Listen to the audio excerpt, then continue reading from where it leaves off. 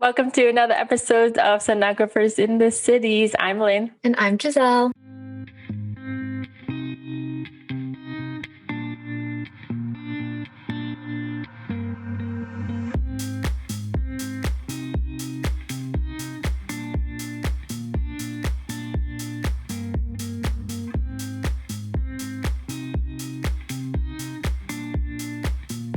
I hope you guys had a great Medical Ultrasound Awareness Month. We are entering November, only 2 months left of 2022. Can you believe it? That's exciting. I can't believe it. And it was a very fun-filled October. Happy November, everybody. I hope you guys all had a fun Halloween. Seeing everyone's costumes and everything that everyone was doing in October was really cool. I definitely had a busy October. How about you? Oh, I did too. You know what I loved about October, besides, we're celebrating Medical Ultrasound Awareness Month, is that not everyone, but some people post their gifts for Medical Ultrasound Awareness Month that they got from either their job or their school or just their clinical sites. I think that's pretty cool. I didn't see that last year, so. Yeah, there was more celebrating this year, especially from companies. And I wanted to just shout out BB Imaging. If you guys don't know them on Instagram, they're a pretty good company to work for, it looks like. And they're the ones who did the awards this year. And Lynn and I were both nominated in that. And we just wanted to thank anyone who nominated us for that. But we want to congratulate the winners and thank BB Imaging for what they do and what they did with that. And they were one of the big ones that I saw were providing gifts to their sonographers. And I give them props and we thank them. And we love employers like that.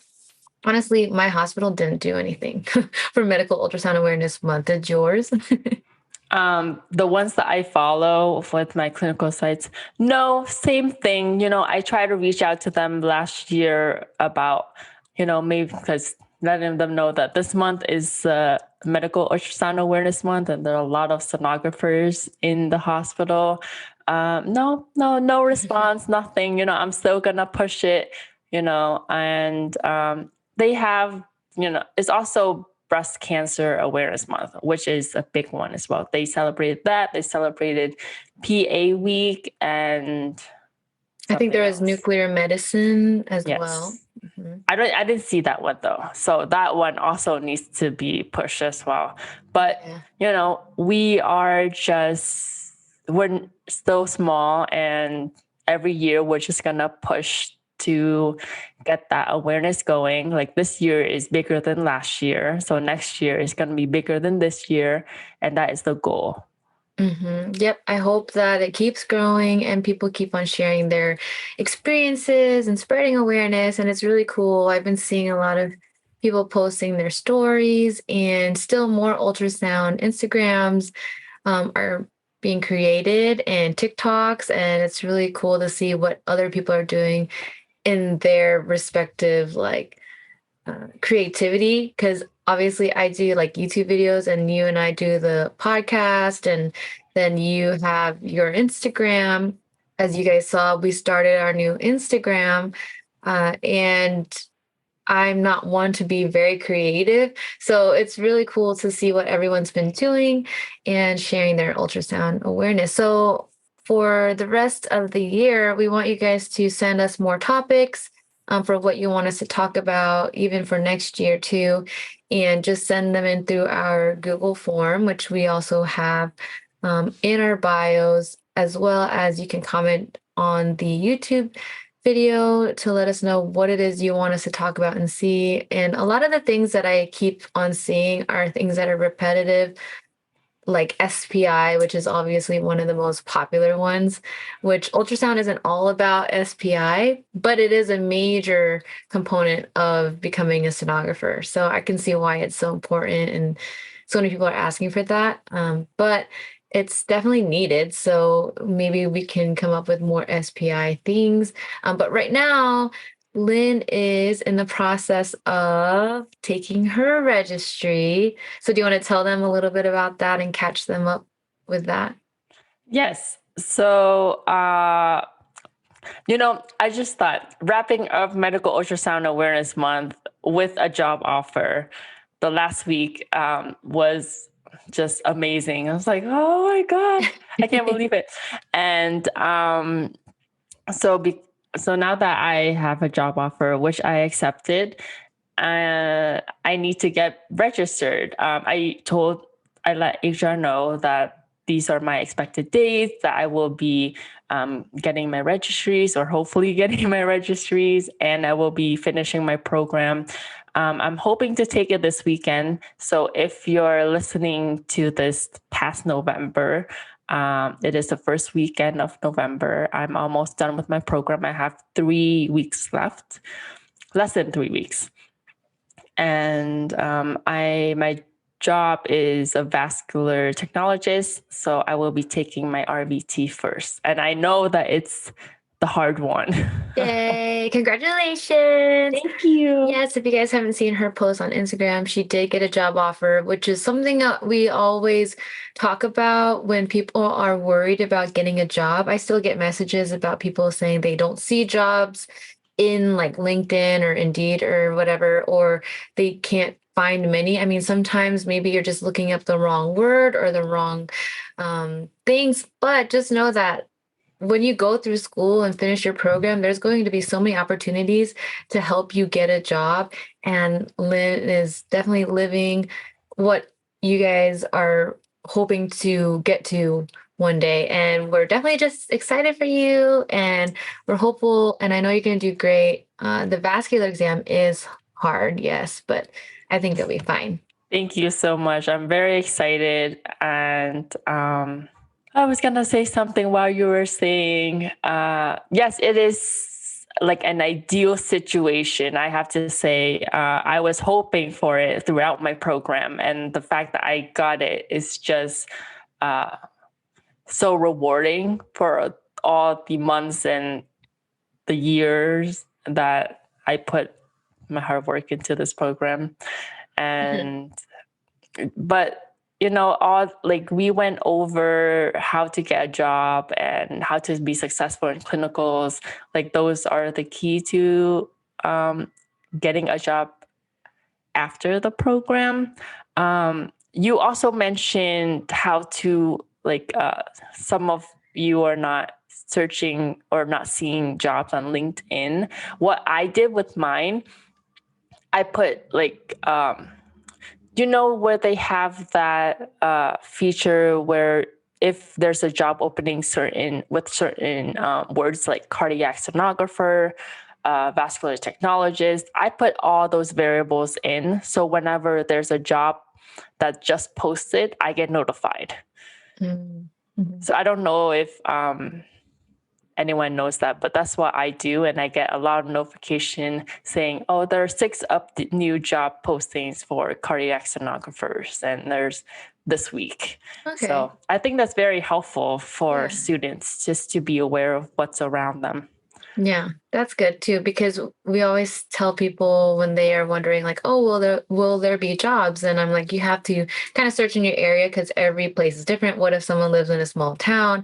I don't know. And also I've worked at the same place for the last 4 years now. So it's different for me because I don't look on LinkedIn or Indeed, but I have checked, like I don't use it, but I have seen that there are a lot of openings. And I know for a fact in Las Vegas, there are so many places hiring people who are needed in the hospitals and in the outpatient setting. So, you guys, if you're still a student, there's going to be so many opportunities in the future. And yeah, I don't know, just don't give up if this is something you really want to do, because there will be job openings. It's the medical field and we need people.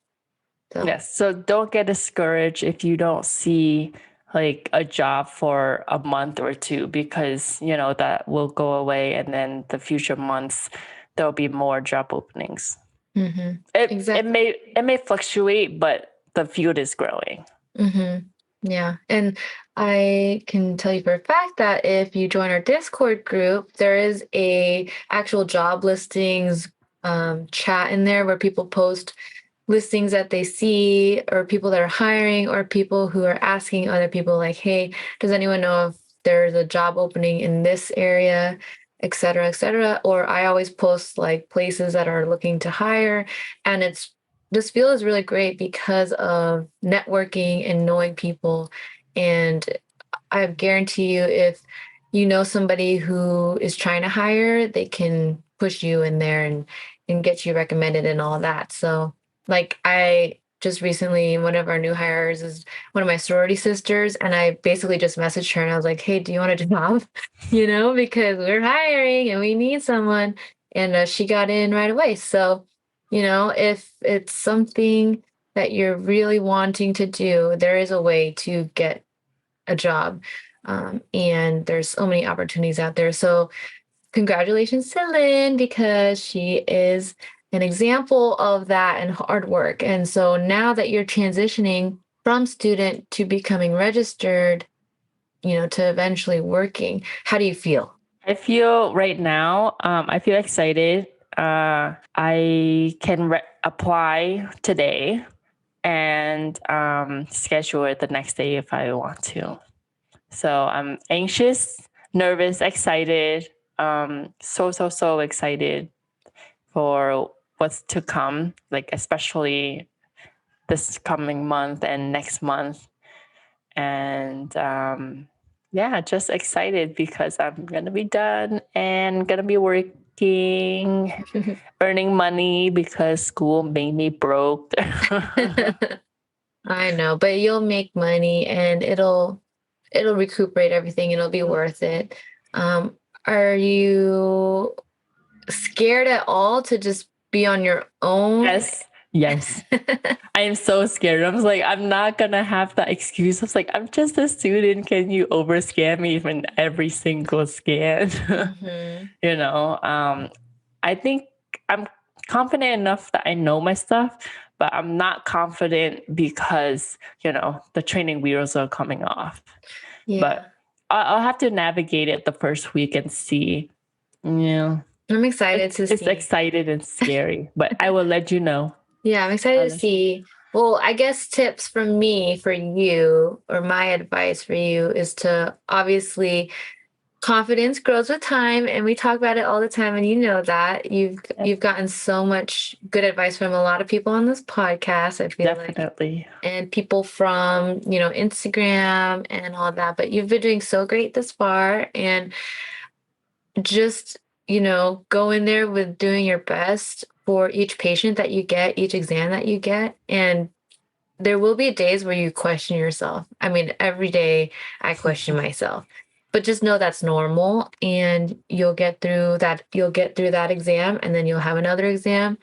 One exam will make you feel good about yourself, and then another one will make you feel horrible, right? It's just the life of a sonographer. But at the end of the day, if you're doing something that you love, which I know you do, you won't even be able to tell that you're working. You won't even feel like you're not a student anymore, because you're going to continually learn every day. And I'm excited for you to see how much more you grow from this. And if you guys haven't, you guys should watch her very first episode that I ever interviewed her in. You guys should go back and watch that, because it's really cute to see her from then and then see her now. So yes.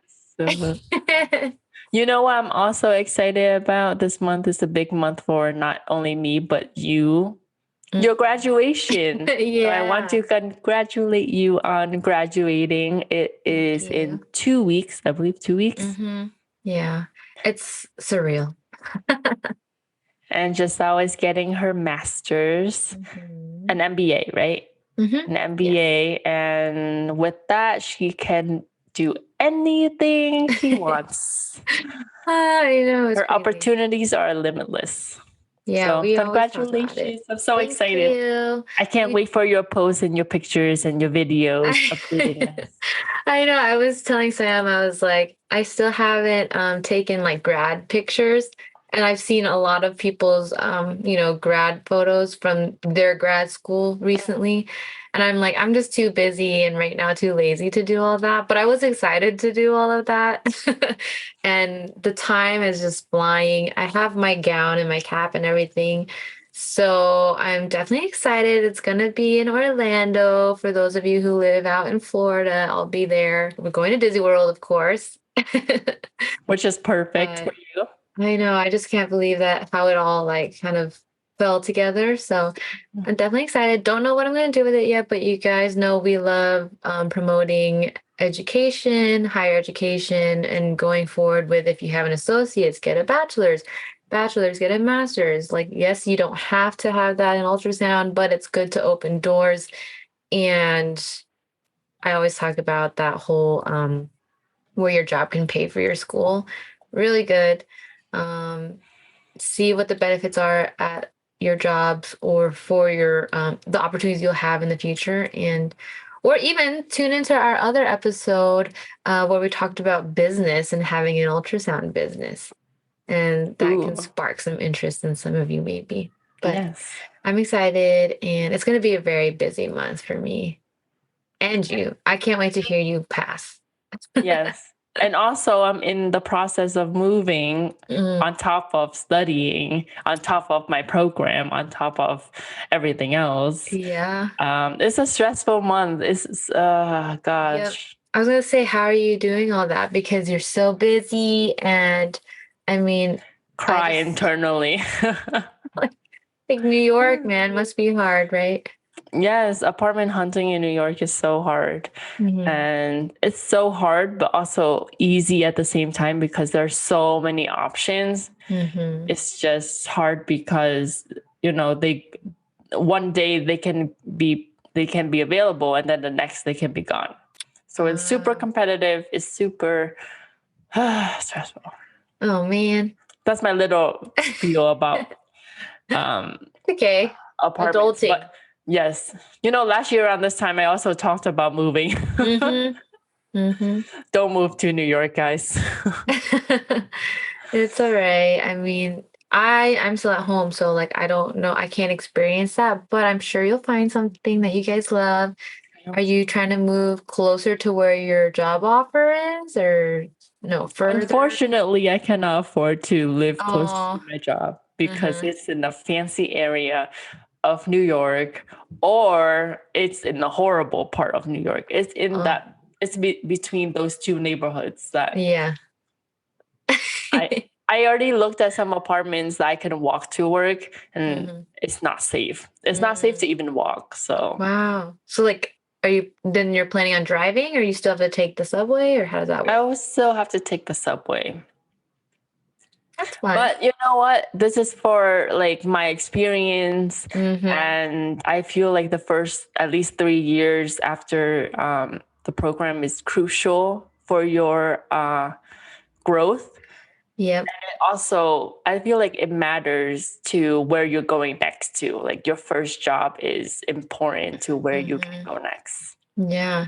It's kind true? of like, that's what I feel. I believe. But I believe that. As a senior sonographer, where are your thoughts on that?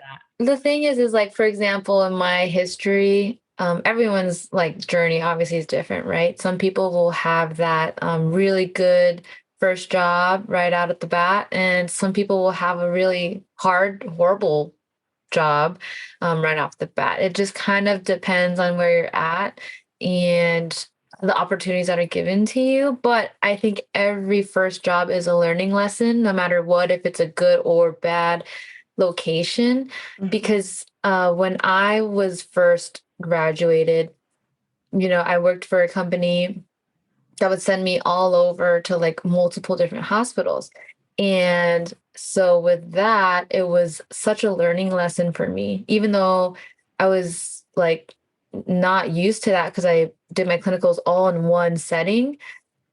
It was something that helped me grow because I was by myself. Like a majority of the time I was by myself and I was working by myself. And so I'm like learning all these things and making mistakes on my own versus if I had stayed at where I got my clinicals, which is where I currently work at right now.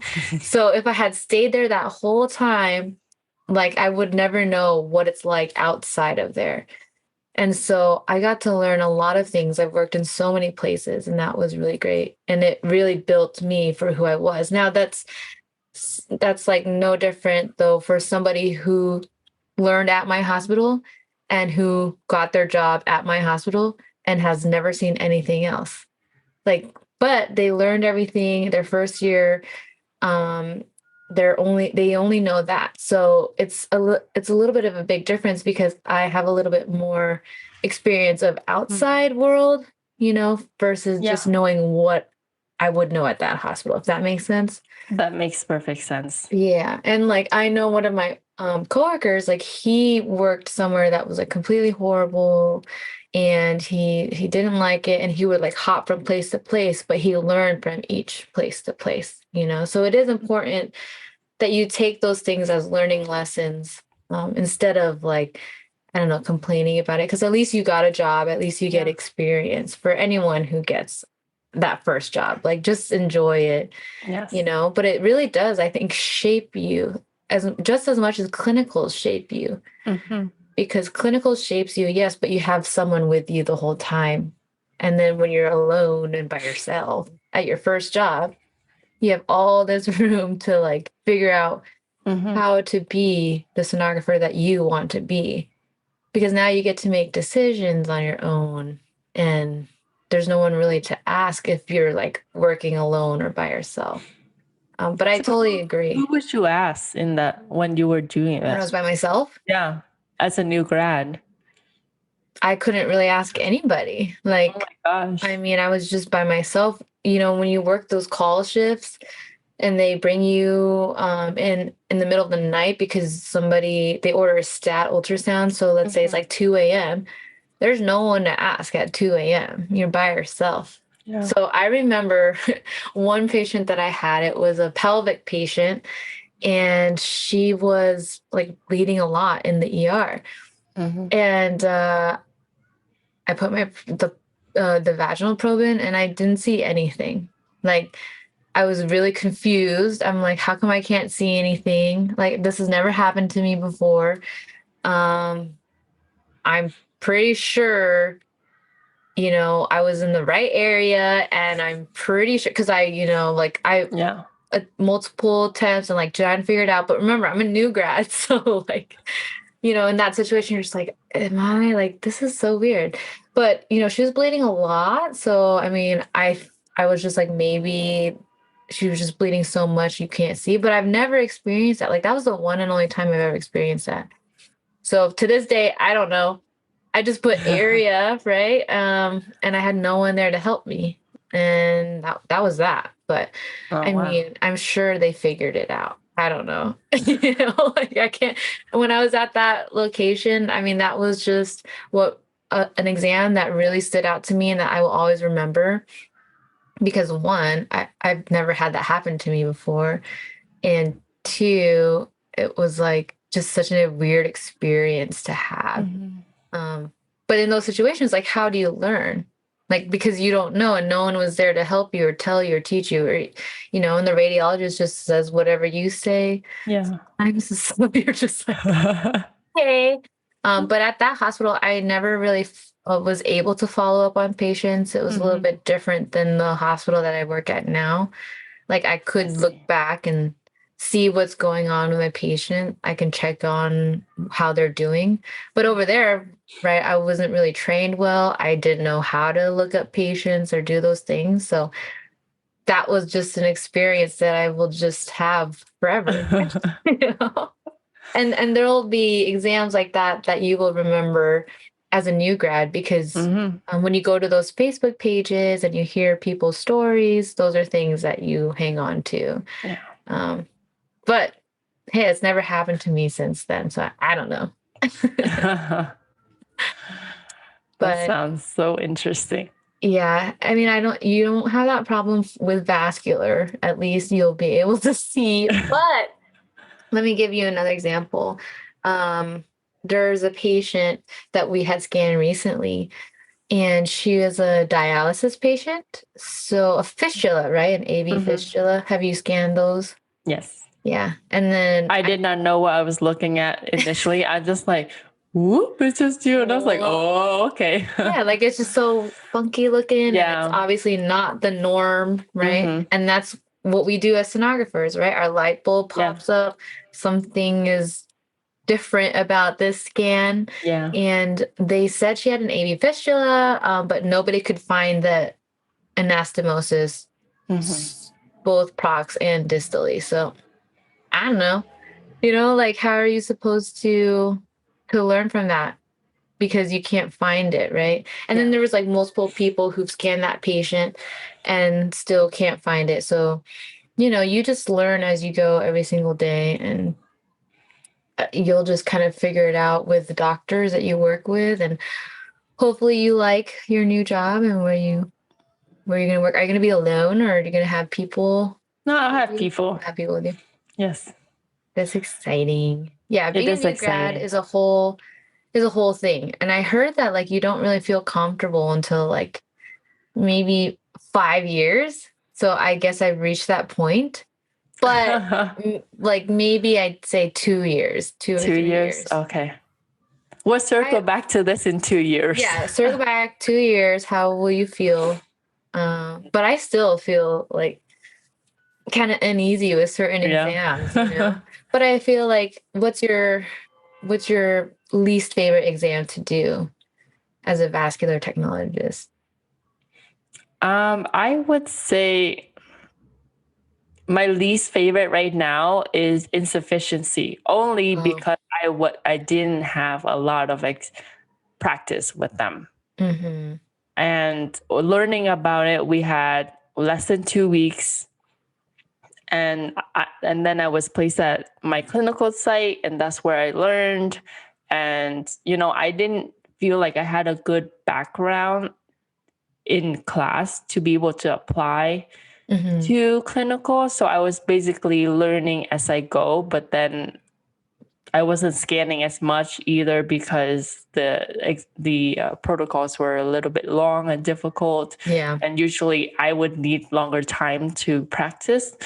So I think that would be my least favorite, and something that I would work on my first 6 months on the job. Like I would want to do that more so that I can get more practice. Yeah. So they'll do that where you're planning on working. They do vascular insufficiency. Okay. Yes. That's good. We do it at our hospital, but very seldomly. So they've been ordering them a little bit more, but does your protocol have the patient stand? No. Laying down? Yes. No, in the reverse Trendelenburg. Okay. I can't, how do you say that name? Trendelenburg, yes. I just know it's reverse, and then you listen and learn. Oh, okay, I know. Okay, that's good too. Trendelenburg. Yes, because you want the flow to go the other direction. Yep. That's good. Yeah, we the proper way of doing them, they say, is standing, but you can do that as well. And I remember that was one of the things I didn't really learn in clinical. But when I got my first job at an outpatient facility, I did them all the time. So what did that do? That just made me better at them. Yeah. So you're gonna get better at them. Keep practicing, and then you'll be like, oh, a venous insufficiency. Okay. Yes. That's my goal. You're gonna make it. But I'm definitely excited for you. Oh, thank you. I'm excited for you. Yeah. Yeah. We have so much coming our way. We definitely want you guys to be positive, and November, December months, it's gonna get colder, hopefully wherever you live, unless you live in a tropical area. So for me, it's gonna be a lot of, I think, just spending time with family, and making sure you guys are focusing on your mental health too. But we're definitely going to talk more about mental health, why we love ultrasound, and why we're thankful for it, and just give thanks to everything for what we have and for being able to, help other people in the healthcare field. And if you have any topics you want us to talk about, please let us know so that we can get those episodes out for you. Yes. And just so you know, we've talked a lot on different topics. So if you can just look through our episodes to see if we talked about what you were wondering, hopefully your answer is just there. If not, again, like Giselle said, let us know so that we can discuss it and share it with you. Yep. And with that being said, you guys, thank you so much for listening. Yes, and thank we'll you. See you guys in the next episode. Yes, thank you so much. Thank you. Bye. Bye.